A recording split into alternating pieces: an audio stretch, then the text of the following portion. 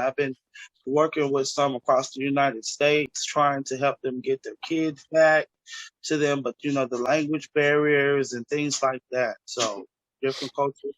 So I'm really interested to hear, how we can help these people get dual asylums and get their children and things like that. How can we overturn that bill that can allow them to keep the kids till they're 18 and things like that. So I'm just very interested in helping the people in the community and plus all over the United States, hopefully international one day. I'm still working on that, but I'm just a young person trying to help. So we have someone has put up the action list. Action 1 is on. So we really, I created a couple of slides to help everybody start to think about what they can do in their own communities and in their own groups to make an impact right away and also for the future. So these are some links you can use now to sign up for certain actions or to sign on for certain actions. This is a pretty simple click to send your senators a message today about the need for the Build Back Better plan to offer a pathway to citizenship now. Does anybody have anything to add about the pathway to citizenship that is being discussed now in Congress? So since there are only about 5 of us, including Odile and Samantha, who I guess are leaders of the group, right? Should we just speak up, or do you want us to raise hands, or how should we do that? I would love this to be an open conversation, so go ahead and speak up. So few of us, yeah. It might be better to see each other. Okay, I thought I yeah, that's oh, better. Mary's here too. Oh, good. There are more than 3 of us. Wow. or 3 plus Samantha and Odile. I mean, they're 1, 2, 3, 4. Man, Lord. Is there a way to get everybody on the screen?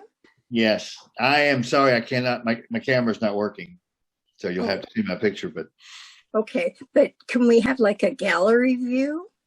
yes, push the gallery button. Oh, go in your top right corner where it says view. Yeah, it's working for me. Hello.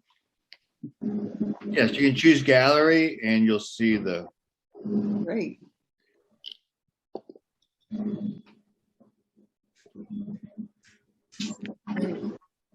So I have a question about the first slide that you showed us, Samantha. This is Joan. I hear you. So my question is that you were suggesting that we click to send senators a message about putting the path to citizenship into the Build Back Better, sorry. And does that mean that there is nothing there now about citizenship? There is something, but we need the senators to include it. If Congress is going to take this up before the end of the year, we need to make sure it's included in the plan. So is it in the House of Representatives version that was passed? Yes. Good. Okay, thank you. Is that link inside of the chat so I can be able to click it to see? Because I got Senator Skinner, Riaz, and no, those are assembly members. They had signed a bill into law, a public social service bill for me, as well as I just got an award yesterday from Senator Roth. So I could send those to those 2 senators that I know. Yeah, right. But I can't click it from the screen though. Right, the clicking doesn't work on the screen. It doesn't. Oh, I'm so sorry. Okay. Maybe you can email it to us, and then we can. I'll email that to you. Here's some other contacts you could copy. And the top line, you can find all your local representatives just by putting in your zip code. And that will take you to your senators also. But the link I shared in the first slide will take you right to a form to fill out that will send the letter now. So I'll forward everybody those links if you put your emails in the chat. Or you can put it in the chat. Or I could put it in the chat, yes. Then we can just copy it from there. Better, okay. Great, Adrian. All right, so I have a kind of a practical question based on our work here in Maine. We have not been successful at making much unity between our African immigrants and the African American community. There's lots of historical reasons for that, and I'm sure I'm not the only one, but I wonder if other people have practical suggestions for how to bridge that gap. So I know with the work that I've been doing, I have free hubs to help people navigate the child welfare system or the family regular system on Wednesdays and Fridays. And so since I'm on social media, get cases from all over. So I've been working with this one group out in San Diego called Pans and Pillars, and then one in Knoxville. And they've been having immigrant parents kids have been taken. And so it's a culture issue. It's language barriers going on. And they don't have, like, even Google didn't have like a type of transcript that we needed to, speak to a parent. So I don't know if I answered the question, but I just know immigrants, African American people, I think they're probably around in the same class. And so I feel that we need to, I just help parents, the immigrant parents, especially the Hispanic ones that I come in contact with more in California. I asked them to get their GSR papers to show that they're in the process of trying to become legit, and then try to get dual citizenship for their kids in case they get deported. Maybe their kids can go with them instead of being in the detention center until they're 18. And okay, go ahead. I'm sorry. Whoa, till they're 18? Wow. I've been doing this family regulation work for a few years now. And I want to say when Trump was in office, he had signed a bill. I'll find it. He signed a bill saying that he can keep the kids up to their 18. So I don't know if it's the free labor that America wants, but if we can get the people to become citizens, then they can pay taxes too. And then maybe that could, balance some of the things that are going on. It's crazy. all right, we got another hand up. Mary? Yeah, I was just going to ask Billy, we have a pretty strong WILF branch in San Diego, and I'm just wanting to connect with that we can make this collaboration work here in, we can try to get a hold of the San Diego. I didn't quite catch the title of that collaboration. PANS. It's called PANS. I can email. We can get in a group, and I can email and connect the immigrant agencies that I work with that work with immigrant families to try to get the children out of the system. Right. Thank you. And I'll put my email in here too as well. Okay, thank you, Bob. Thank you, Bobby. All right, thank you. Thanks for that. And I'll just put in the chat BAJI, B-A-J-I, which is Black Alliance for Just Immigration.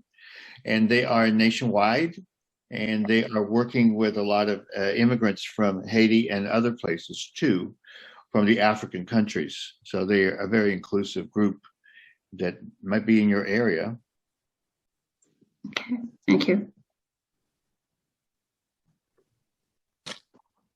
Could you put that in the chat then, please, Adrian?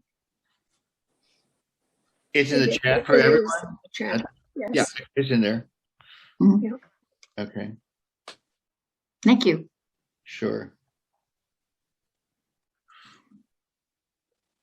All right, so I guess we should be talking about recommendations for doing something about this unjust immigration system. I was taken earlier by the way that Dr. Vaughn said criminal legal system, and I was thinking that the criminal system itself is criminal. The legal system itself is criminal. As an interpreter, I work with people in the system a lot. And so I see this a lot. And I was lucky. I worked with Asade when she did that 2017 report. We went down to Stewart and Irving and talked to the inmates there. But working on what Asade had said, that there's two levels we can work on, the federal level and the local level. And so maybe we can open it up. We started talking about the federal level. So maybe we can do that for a minute. We've got until 2:55, right? So any ideas about additional ideas for working on the federal level?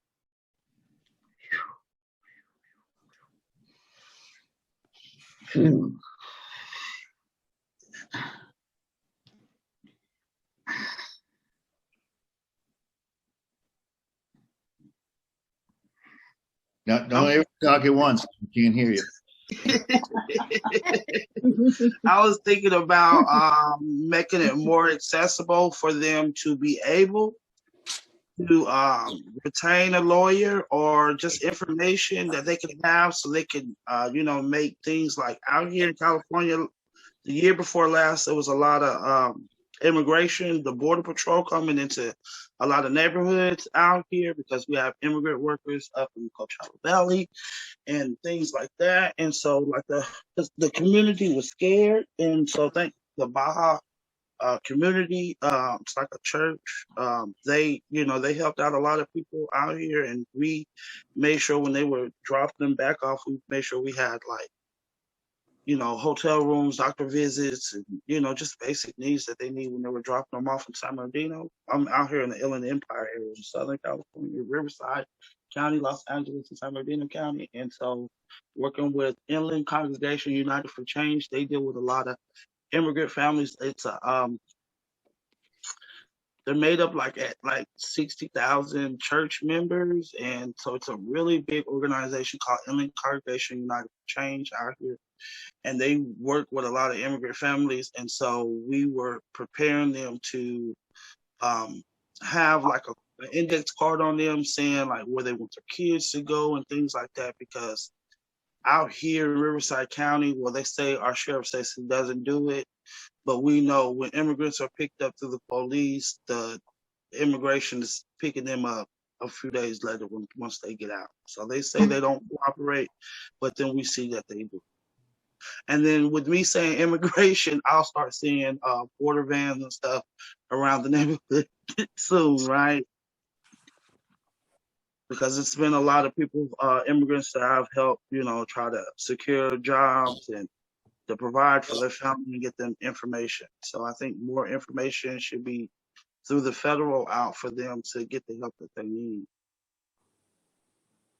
Okay, so I guess, yeah, go ahead. Bobby, I see that you said you were in Riverside County, so we'll get the information about the Los Angeles people to you, as opposed to the San Diego people who are a ways away. But it sounded really good, Mary. It was a great idea. Yes. Yeah, the only reason why I'm talking about San Diego because I've been working on putting a statewide CPS rally at the steps of Sacramento, January 18th. And so these are agencies that help families have family unification. And I want to make sure that they came out and was able to speak and to bring their participants out so they know that they're not alone and there's people working 24 hours trying to figure out ways to get their children back to them out of the foster care system. And are you in touch with the probably many people who are working on immigrant issues and services in the Los Angeles area? Correct. Great. Yes. I've got my eye out on anybody who is helping have families have their desired outcomes when it comes to family reunification through CPS, or navigating the child welfare system, or the child dependency courts, or the family law, our whole community, so these parents can have a brave and safe space to, understand what they're going through, because the lawyers and the social workers, everybody's biased because they're poor or they look a certain way. Yeah. Easy targets. Right? We're easy targets. Yeah. Okay. And so that's sort of like something we can do at the local level, right? Mm-hmm. Yeah. Find the other people and see how our members can learn more and help as needed.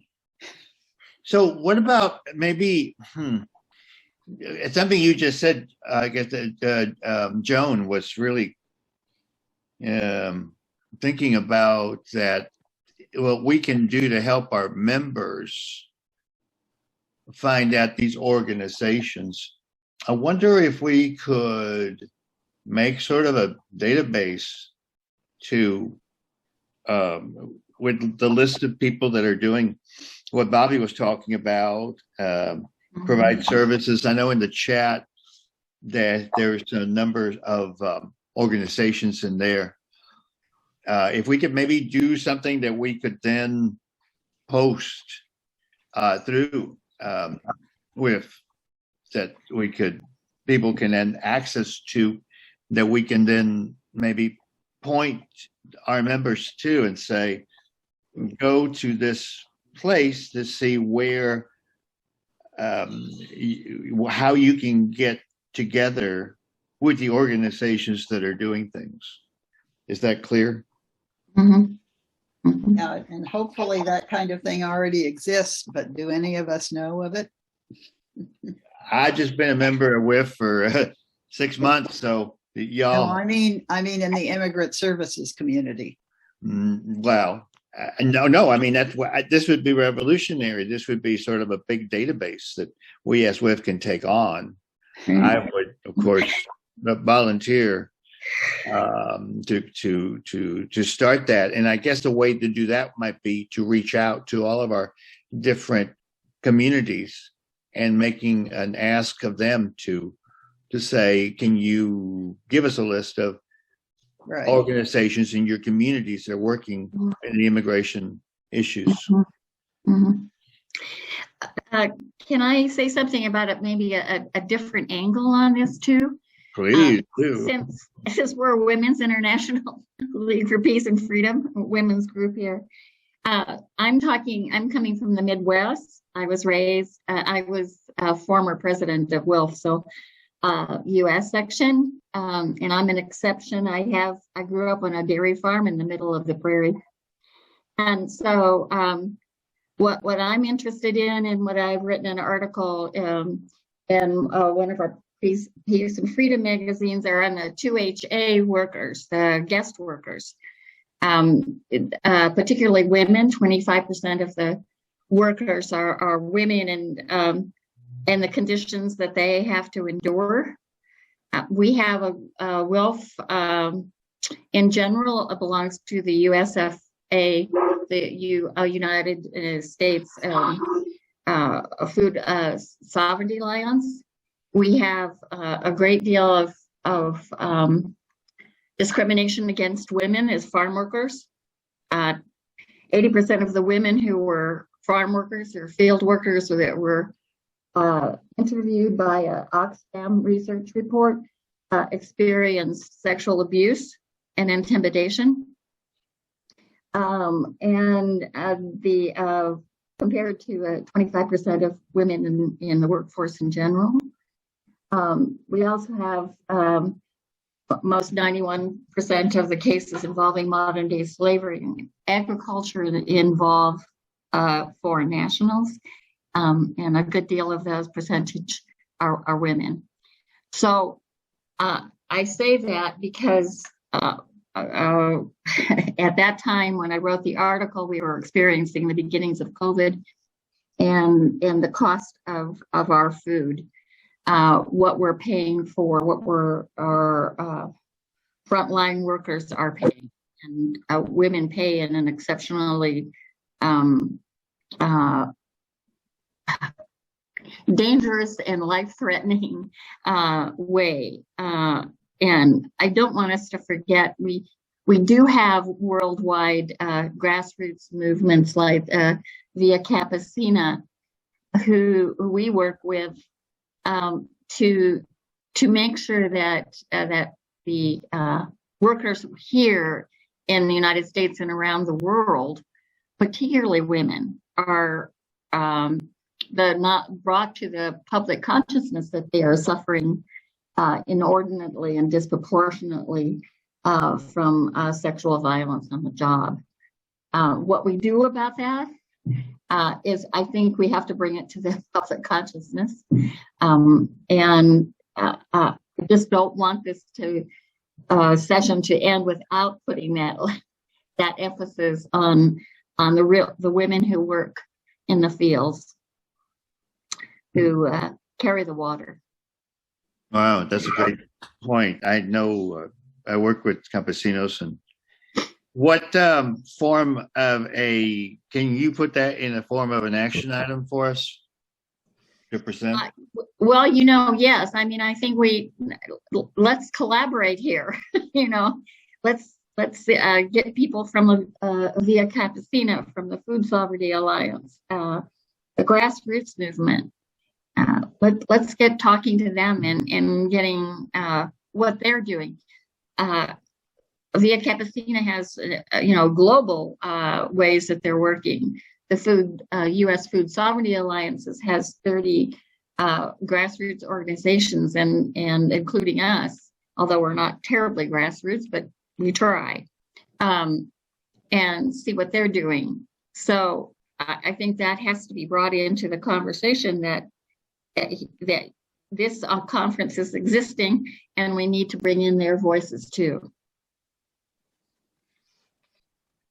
Okay. All right. So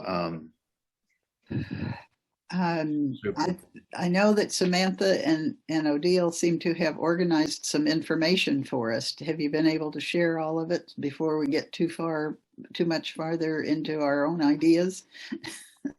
I didn't know I was supposed to organize anything. Oh, then maybe you're not. Yes. Maybe just Samantha. Samantha is throwing up some information up for everybody to share. Organizations, both international and national, a couple of suggestions on political actions. But we do have to talk about, how we do bring this to the public consciousness, because we know that people are being targeted, and we know which people are being targeted, and that itself we have to start there, and then we can work on the absurd treatment and the absurd facilities that we're making humans live their lives in. But we have to start with breaking that the legality of targeting people who are not white. So right. At a national and international level. And how you do that, so like Mary was saying, to collaborate with activists already doing the work, because they've already opened the door for us. And it's a matter of getting everybody on board and people's consciousness woken. Once people are seeing it, we can't let it go. And with one like Azeda was sharing, they did shut down, what was it, Irvin in Georgia, but they just moved those people to places just as bad. So we shined a light there and they scurried into the dark, right? Yeah. So Yeah. Yeah. that Right. light has to be on all of it. And how do we do that? I think part of it is featuring the organizations, as you said, that are already doing it, but locally as well. I mean, if in rural Maine, if we have organizations that help with legal work, that help with family situations, that help with job situations, we have all of that already existing. And I think part of our job is to publicize what they're doing, not to try to make new lists or invent organizations. The work is getting done. Right. They need us to forward that. Mm-hmm.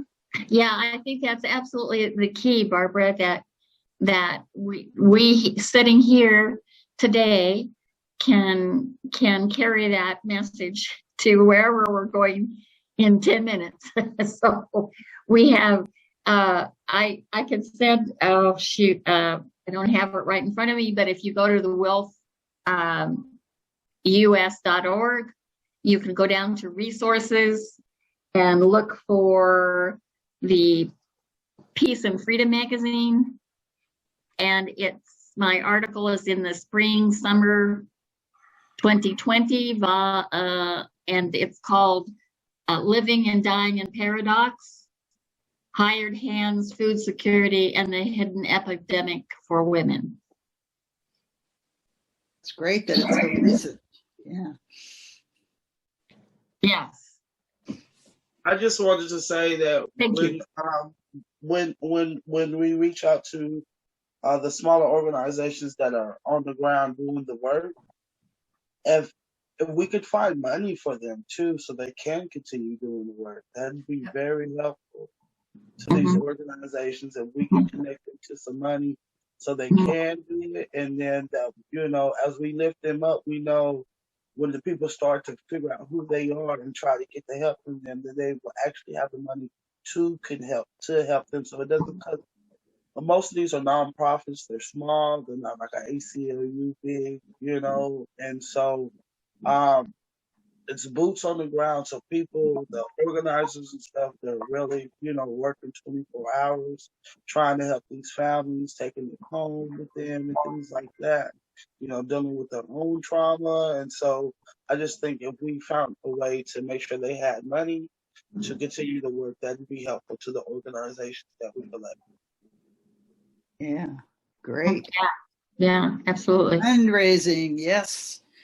I definitely agree. And there are a bunch of organizations that are not getting the money they deserve because they're not white. If you look at the amount of money that's been handed off to the bigger, more established nonprofits, as opposed to any Black-run nonprofits, it's stunning. It's like 3% are going to non-white nonprofits. So that too is a huge problem, and it has to be addressed because those nonprofits are working with supremacist models. Well, I think too, if you go to look at U.S. Food Sovereignty Alliance, and they give their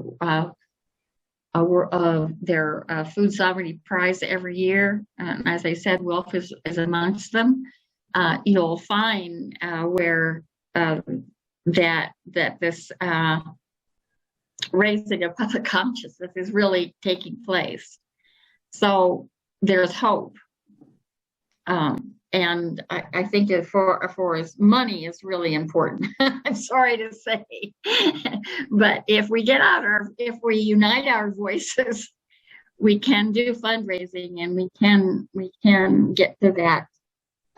Because I think really the grassroots movement can affect policy and must affect policy, and it can't be separated.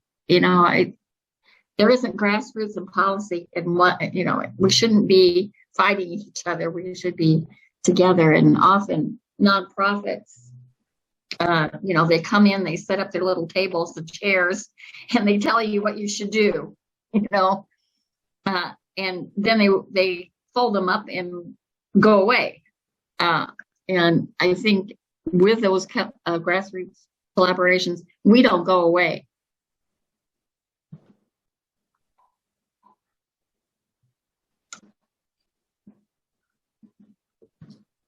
So with everybody so busy with, I mean, I don't know how many organizations you all work on, but we do split, racist activism, ending mass incarceration, immigration activism. We split our time, right?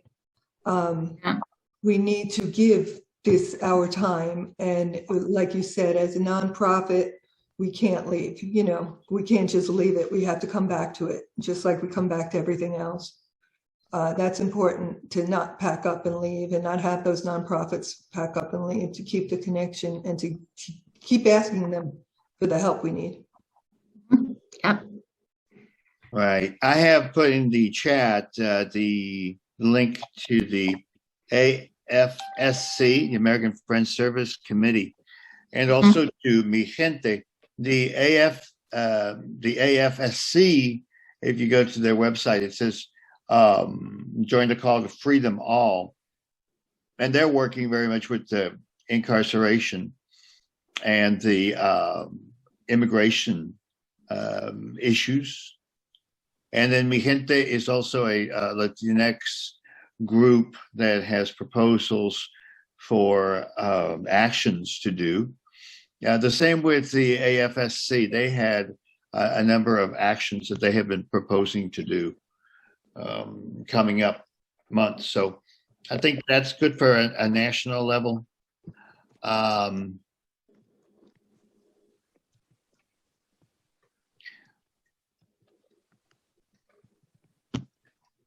of course, we talked about the local levels too. One thing I wanted to say too is just to bring up, Barbara, I think, was talking about reaching out to the Build Back Better and the Congress people about senators, I guess, to talk about passing those. But I think it's with very concerning the fact that this administration has gone back and is doing the same thing Trump, only worse. Just yesterday, there was an article how they have reinstated the Stay in Mexico program, which is very dangerous because those migrants, and they're coming, there's thousands and thousands that are coming from Central America, particularly Honduras, towards the border, and they are sitting ducks. They're very easy prey for the cartels and the bad guys on the border, both physically for the women, and also a lot of them get picked up and held for ransom, and then they have to call their poor relatives back in Honduras or wherever they're coming from and asking for money, or they will be killed, and sometimes they're killed even with the money. But just to bring up that we should also include that a lot of pressure on this administration, which came in promising a lot and is delivering negative things. Ideas about that? What negative things that we need to be aware of, so we can either try to counteract it or lift it up, so we can make sure that the message it gets across that we need to find a way that they can be aware that there's options for them to get some GSR 22 papers or some lawyers that will be able to help them start the process, so it can buy them just some more time to try to get things situated to either get back home or to get their children dual citizenship, or for them to get dual citizenship.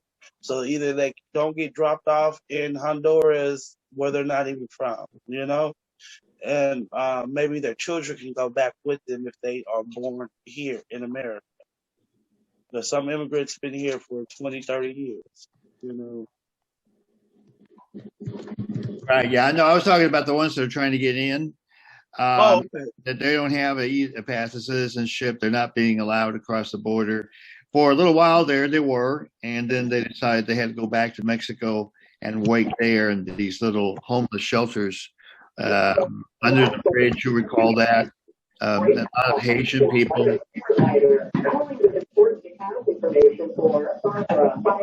Please call us at 1-866. All right, that was Mary. We got her. So that's a problem there, and I think that's just a national strategy that the administration is just not. I mean, they're aware because they're going back to the same rules that the Trump administration had. But okay, so Samantha, we got what, about 5 minutes? Should we make a list to go report back? You want to enumerate? Sure. So we talked about the various organizations that we can look at to partner with. I did not mention letters to the editor as a local action, but it really should be. We have to. That's one way to shine a light on these issues to more people in our community. And right now, everybody is reading news digitally, and you can really get a large bang for your buck, especially when writing letters to the editor is free. On most of them, the op-eds are also important, but they do cost money to write. Okay. I didn't know that it cost money to write op-eds. I'm sorry, to have published. You pay for it to be published. Okay. Okay. What else we got?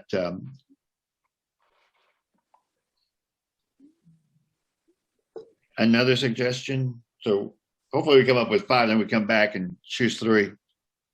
Maybe we can get on some different podcasts, or maybe we can ask the local agencies that we do create or get in contact with, that they find ways to get on podcasts to just lift this up at every chance that they get as well. I'm just thinking. Okay. And then Mary's idea about reaching out to the Via Campesina and a global. Mary, you want to phrase that?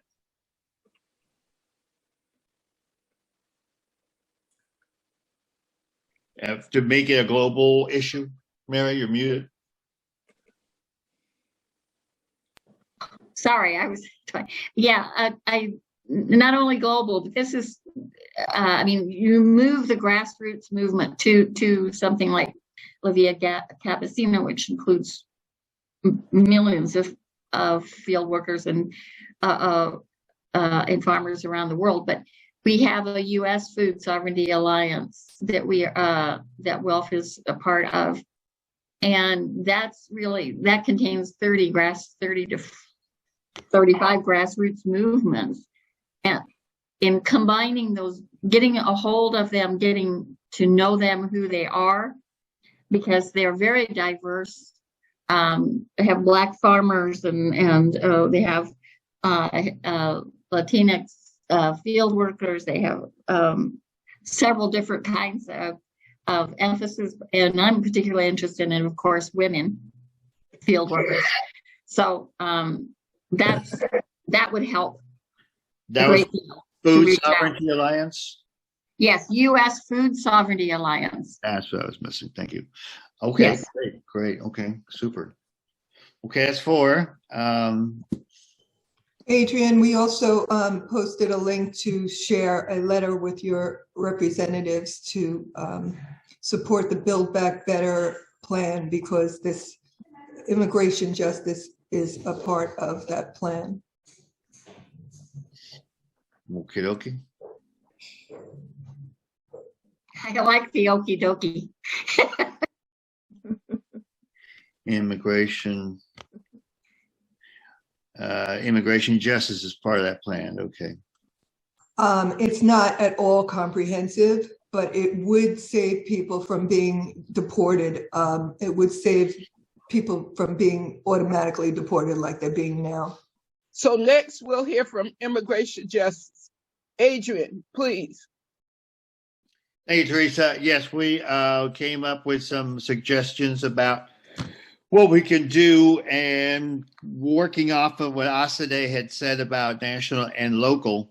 And these are as far as in no particular group order, but one of our suggestions was letters to representatives supporting the Build Back Better legislation that has in it a component for immigration justice. And that was one of them. The other was reaching out to the organizations that are already in WILF, like Via Campesina and the U.S. Food Sovereignty Alliance, which has 35 grassroots movements built into it, among them Black farmers and women growers, women who harvest our foods.